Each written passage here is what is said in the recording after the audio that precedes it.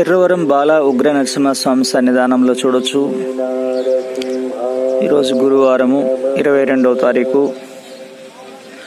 ప్రస్తుతానికి అయితే ఇక్కడ వర్షం అనేది వస్తూ ఉంది. భక్తులైతే కనిపించే పరిస్థితి లేదు. వర్షం కారణంగా భక్తులు ఈరోజు కొంచెం తగ్గుముఖం పట్టింది.